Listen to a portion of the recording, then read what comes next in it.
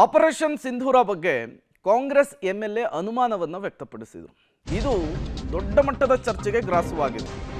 ಈ ವಿವಾದಾತ್ಮಕ ಹೇಳಿಕೆಗೆ ಸಂಬಂಧಪಟ್ಟಂತೆ ಕೊತ್ತೂರು ಹೇಳಿಕೆಯಿಂದ ಅಂತರವನ್ನು ಕಾಯ್ದುಕೊಳ್ಳಲು ಈಗ ಕಾಂಗ್ರೆಸ್ ತೀರ್ಮಾನ ಮಾಡಿದಂತೆ ಕಾಣಿಸ್ತಾ ಇದೆ.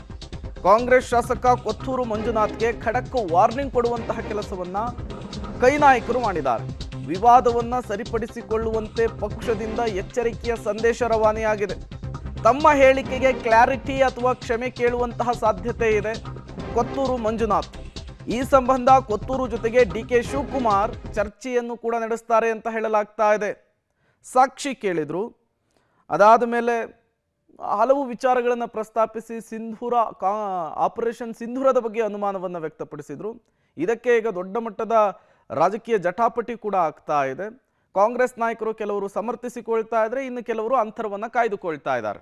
ಊಟಟಿಕೆಗೆ 4 ಫ್ಲೈಟ್ ಮೇಲೆ ಕಳಿಸ್ಬಿಟ್ಟು ಬಂದ್ಬಿಟ್ಟು ಇದು ಮಾಡೋದ. ಟೆರರಿಸ್ಟ್ಗಳು ಯಾರು, ಬೇರೆ ಯಾವುದು, ಬುಡ ಯಾವುದು, ಕೊಂಬೆ ಯಾವುದು, ರೆಂಬೆ ಯಾವುದು, ಎಲ್ಲವನ್ನು ಹಿಡಿದು ಎಲ್ಲವನ್ನು ಹೊಡಿಬೇಕಾಗಿತ್ತು. ನಮ್ಮ ಊರಲ್ಲಿ ಬಂದು ನಮಗೆ ಹೊಡೆದ್ಬಿಟ್ಟು ಅವರು ಎಲ್ಲಿ ತಪ್ಪಿಸ್ಕೊಂಡು ಹೋಗಕ್ಕೆ ಅವಕಾಶ ಎಲ್ಲಿದೆ? ಹಂಗಂದ್ರೆ ಸೆಕ್ಯೂರಿಟಿ ವೈಫಲ್ಯವಾಗಿದೆಯಾ? ಇವರೆಲ್ಲ ಏನ್ ಮಾಡ್ತಾ ಇದ್ರು? ಅಷ್ಟೊತ್ತಿಗೂ ಎಲ್ಲಿ ಹೋಗ್ತಾ ಇದ್ರು? ನಮ್ಮ ಮಿಲಿಟರಿ ಅವ್ರು ಏನ್ ಮಾಡ್ತಾ ಇದ್ರು? ಇವರೇ ಏನಾದ್ರು ಪ್ಲಾನ್ ಮಾಡಿ ಅವ್ರನ್ನ ಒಳಗಡೆ ಕರೆಸಿದ್ರ?